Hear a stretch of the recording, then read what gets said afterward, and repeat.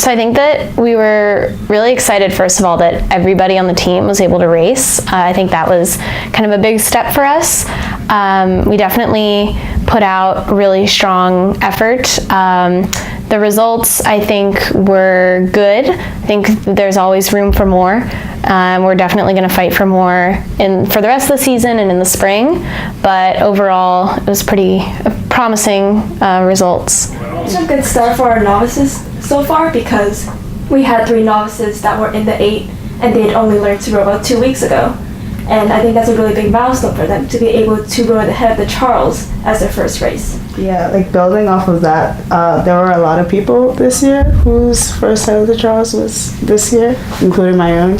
So it was just very exciting to be part of that. For me, it was that there were a lot of fast crews behind us, so we had to mentally prepare ourselves that if we got past, we would have to like focus inside of our boat and kind of get it back together and not let that shake us too much. So that was the hardest part that we had to overcome.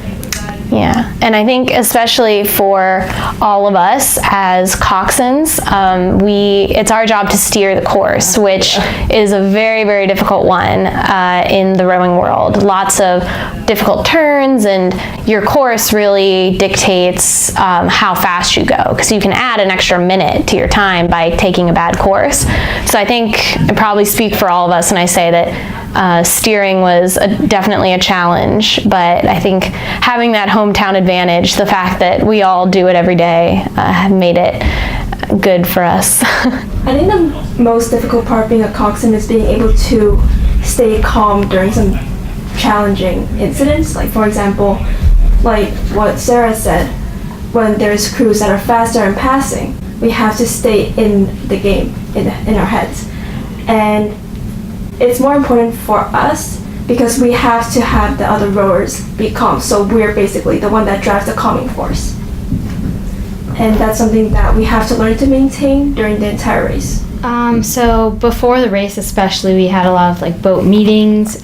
We talk a lot about the different sections of the race. Since it's a 3-mile race, there are a lot of ways to break it up, especially like with the bridges and with the with distance. So we talked a lot about what we would focus on for each section of the race, and then I would call for that like at that section. So for example, if we wanted to focus on, I don't know, like keeping our heads in the boat and making sure that we weren't looking around or getting distracted, then I would say that, and the boat would know that I was going to say that, and then it would be executed more efficiently. So that's kind of the strategy behind it. It's my first season on a collegiate team, so I'm really excited. Since I'm on the same river I was on in high school, it's a little, it's kind of funny because I see my old team a lot, and I feel like I'm still connected to that, but then I also have this really new great team, so I'm just really excited to get to know everyone and also to kind of see like how we can push our limits, because I'm still kind of figuring out where we stand like among our competitors and everything. So I'm looking forward to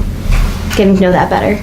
I would say I'm really looking forward to just getting out there and racing in the spring, and just seeing what we can do with the amount of work that I know we've already put in and that we're going to put in before that, and just continually getting faster and seeing what the results are as a result of all that hard work. I think for me, one of the main things I'm looking forward to is seeing more of the varsity side of this team, because I came on as a novice last year, so throughout my time here thus far it's been like mostly with the novice, so it's nice to kind of like see the dynamics of like different boats and like different people and helping them to achieve the goal that they want to achieve. I think I'm most excited about growing and learning as a coxswain because I've already coxed for 3 years, and even though that's been some time, I feel like I have a lot to learn still, a lot of room to grow, and coxing for novices will be a really good experience for me.